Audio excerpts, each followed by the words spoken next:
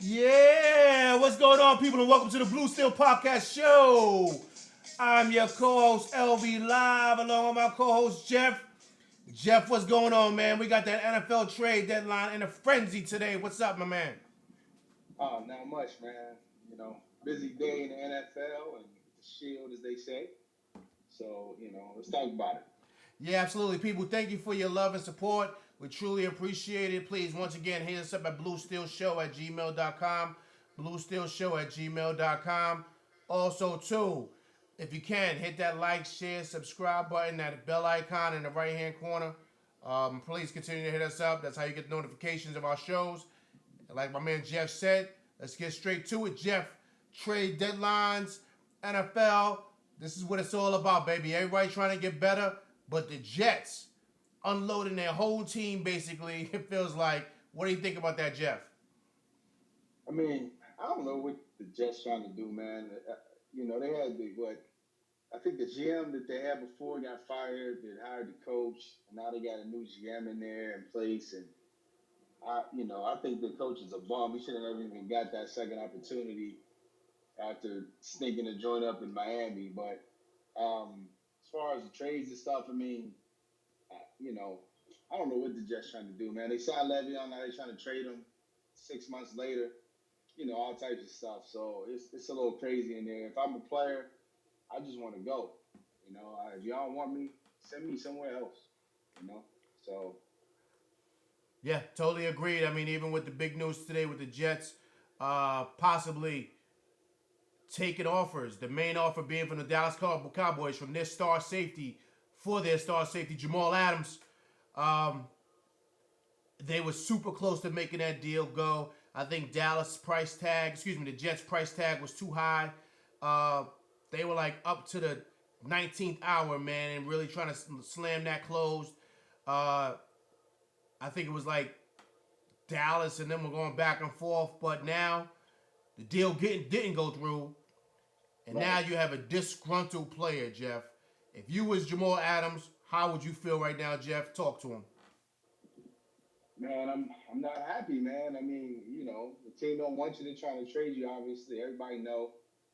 It's gotta be tough to. Man, now a lot of people play about the money they make and stuff like that, but ultimately everybody wants to be wanted. So somebody don't want you, you don't want to stay there.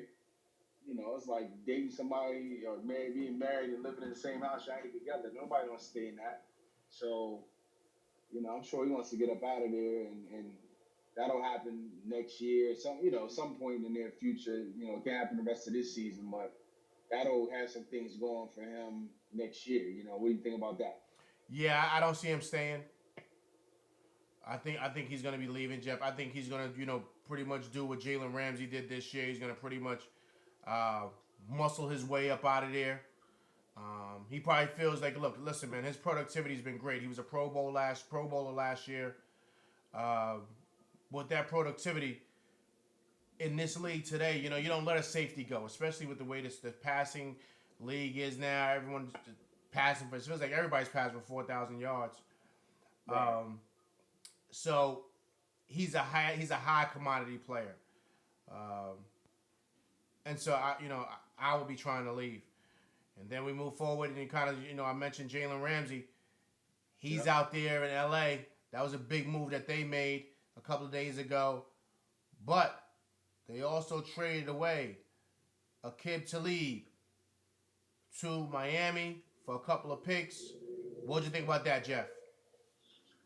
Thought it was an odd move for Miami. I don't really get what they're doing. They unloaded Fitzpatrick. They sent it to the Steelers a couple weeks ago, and they done some other moves. But now they take a player in. It was kind of odd, and they gave up a couple picks, which was even more odd to me. Um, I understand the Rams why they did it, trying to clear up cap space to sign Ramsey after this season.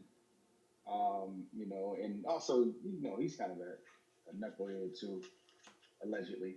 But try to just get him out the locker room in general. But um, it was kind of, I understand definitely why the Rams did it. I don't understand why Miami's trying to do it exactly. Um, but a good move for the Rams because Ramsey's you know one of the best corners in the league. So you got to keep him. Yeah, totally agreed. I mean, I agree with the cap. I think it was strictly cap space, Jeff. I think that's why they did it. Um, it would. I'm sure that if the Rams could, they would have kept both of them. Um, but just salary wise, I don't. They just couldn't, Jeff, because you got to think they got Aaron Donald. They got to pay, right? Yeah, soon. Right. Probably it might be this year. Right. Exactly. Right. So then you still got golf.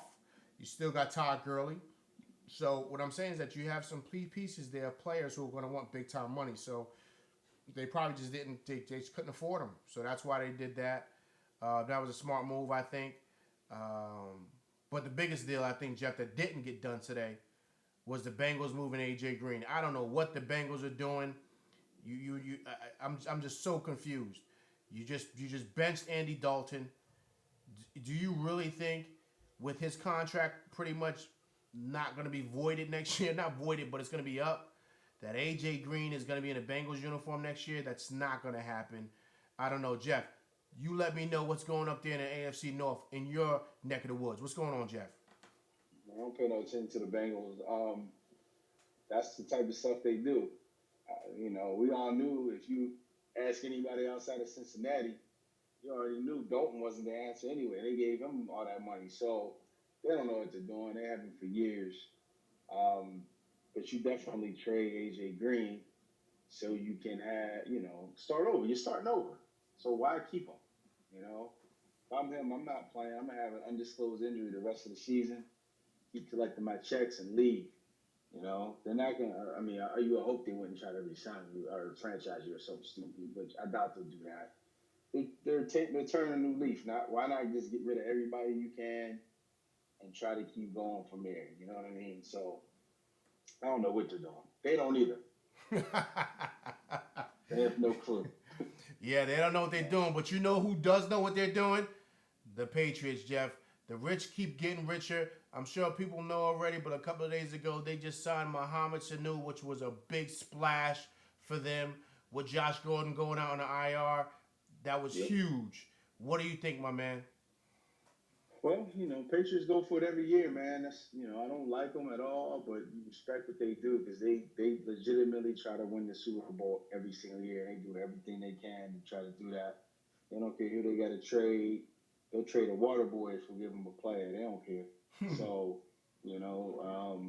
but that's what they do. They obviously knew they was going to put Gordon on the IR. They traded got Sanu and put Gordon on the IR the next day.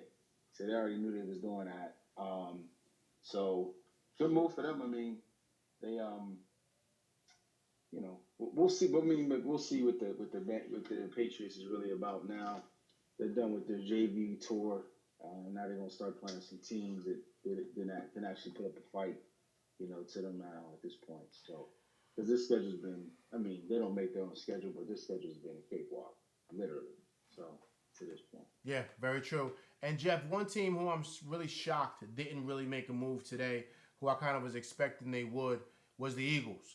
Um, Yeah, yeah, exactly. they needed a lot of defensive backs. I'm surprised they didn't try to really go hard at Chris Harris Jr. out there with the Broncos. The Broncos were reportedly listening to offers for him. I'm really surprised they didn't even take a bite at Kip Talib. If you knew he was kind of on a possibly could be on a chopping block, I'm just really surprised the struggles that they had, even going out on a limb and possibly just talking to the Jets about Jamal Adams, just being in the conversation because they have the quarterback, they have the pieces, but that defensive backfield is atrocious, Jeff. And I'm just Yeah, really surprised that they didn't do anything. They didn't pull a trigger on anybody, Jeff. What do you think? yeah, me too. Because the Eagles, they usually make trades every year. They've been doing that for a couple years now. That they've been, kind of revitalized. So I'm very surprised as well. The Broncos probably wanted too much. I'm sure because Harris is a free agent after this season, and I'm not as familiar. I haven't looked into their caps, and they just paid Wentz a ton of money. So when you start doing that, you can't pay everybody. So maybe they just thought it wasn't worth it, but I mean, again, like the Patriots do, they go all out every year. Everybody know their backfield is terrible. So, I don't think even if you make the playoffs, you're gonna go too far if your defensive backfield ain't good. Not in 2019. So that's a questionable move by the Eagles. I don't. I mean, even if you don't get Harris, get something. You gotta improve your team somehow. So yeah, that was odd. Yeah, super odd. And then of course, one thing that I'm proud of. Excuse me, I'm proud of as a Giant fan is us picking up Big Leonard Williams, defensive tackle. I think that's huge for the Giants. Slowly but surely, we're trying to get back to what the Giants are known for, which is being a legit defense. We still have to get linebackers. I do love Jabril Peppers back there at that safety spot. Mm-hmm. But as you know, Jeff, you got to build in then out. In Right. being the line first has to go, then you start getting back to the backfield, meaning you start getting to the linebackers, then to the corners. But that up front is where you win the games. That's where the ball either your O line is tight or your D line is tight. But that's where you win your ball games. And so getting a player like him to me is a quiet, silent steal for the Giants. What do you think about that, Jeff? I mean, that's definitely a good move. You're right. We always say if your lines are healthy and you got really good offensive defensive line, typically you're going to be in the playoffs. And then the better they are, the further that takes you. So I've said plenty of times wide receivers don't, not that they don't matter, but you don't need all world receivers to win the ring.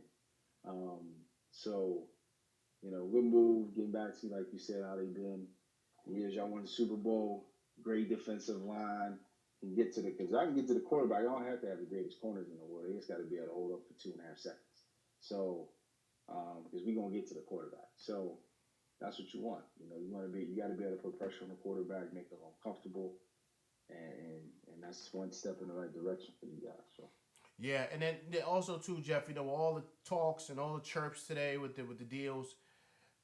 A lot didn't get done. You're hearing a lot of deals that should have got done. People were talking. We talked about AJ Green, of course, Jamal Adams. We even heard people talking about Le'Veon Bell, even Big Trent Williams. People wanted, but yep. nothing really got done. The only big deals that were made was a couple of days ago, of course, with Jalen Ramsey about a week ago and Sanu. But nobody really wanted to pull the trigger, Jeff. I think a lot of people want to hold on to their draft picks. I think a lot of people are excited about the up and coming drafts for the near future. And I think that people want to start getting younger. They're willing to let go of bad contracts and let go of, you know, guys that are cancers to the locker room, which we know of Giants and Steelers fans letting certain guys go. But no big deals were real, no blockbuster deals were made today, my man. No, nope. NFL, how they are, they'll outside of the quarterback, they'll chop the knees in anybody. So you know, younger players, drafted players are cheaper. You can keep them 4 or 5 years. The saying goes, you got a good quarterback, but a cheap contract, and you can build your team. Once you play your quarterback, you got to go the opposite direction, get younger, cheaper, draft well. So, and again, when you make big deals as a GM, that sticks with you. Um, you can make all the good small deals in the world, but if you make one big bad deal, then that's your job. So there's only 32 of those positions, so there's not a lot of them. So guys get scared to make big deals sometimes. I feel as GMs. Yeah, it's very true. Well said. Hey, great show, man. Yes, sir. Yes, sir. Hey, people, once again, thank you for all the support that you guys give us. Please hit us up at the Blue Steel Show at gmail.com. Blue Steel Show at gmail.com. Once again, hit that bell icon. That's where you get the notifications that the show has come up. Please also, too, keep those questions coming in. We're going to have a show like we just did where we're answering a lot of you guys' questions. Continue to send that stuff in. As you see, our show is getting a little bit better and better each week, each month. We're going to add on a lot of other new spins to it. So just keep supporting us, people. You're going to see new great things coming from Blue Steel. Absolutely. And also, we got the new Facebook group.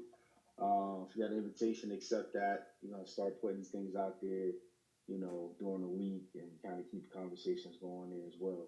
So, and thanks for the support, of course.